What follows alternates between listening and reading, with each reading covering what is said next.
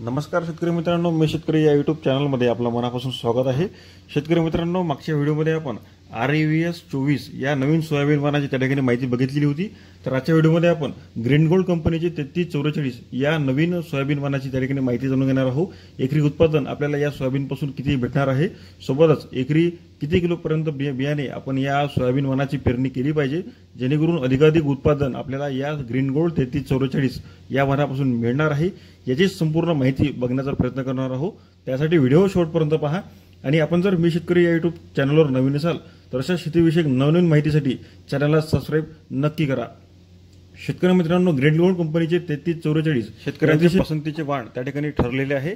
तर आता green gold 3344 हे वाण आपल्याला मध्यम कालावधीचे त्या ठिकाणी असलेले पाहायला मिळते।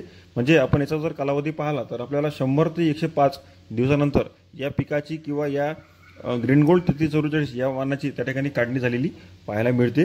त्यानंतर याचं जर एकरी बियाण्याचं जे काही प्रमाण आहे तर ते आपण 25 ते 30 किलो पर्यंत पेरणीसाठी वापरू शकता, किंवा आपण जर या बियाण्याची टोकन करत असाल तर आपण 18 किलो पर्यंत टोकनसाठी हे बियाणं वापरणे गरजेचे आहे।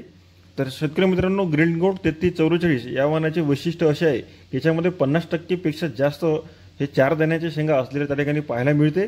आणि समजा जर ग्रीन गोल्ड 3344 हे वाण परिपक्व झाल्यानंतर या पिकाची उशिरा जरी कापणी आपण केली तर त्या ठिकाणी आपलं नुकसान होत नाही, म्हणजे शेंगा फुटत नाही किंवा शेंगा गळत नाही।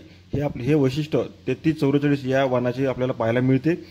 याचे जर एकरी उत्पादन पाहिले तर आपल्याला 13 ते 15 क्विंटल पर्यंत 3344 या वाणापासून मिळालेलं आपल्याला पाहायला मिळते। शेतकरी मित्रांनो, हे उत्पादन आपल्या नियोजनावर संपूर्ण अवलंबून आहे।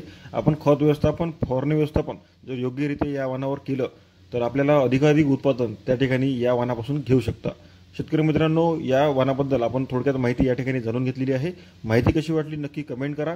आपण जर मी शेतकरी या युट्यूब चॅनलवर नवीन असाल तर चॅनलला सबस्क्राइब नक्की करा, जेणेकरून सोयाबीन आणि इतरही पिकाविषयी नवनवीन माहिती आपल्याला या चॅनलवर पाहायला मिळणार आहे।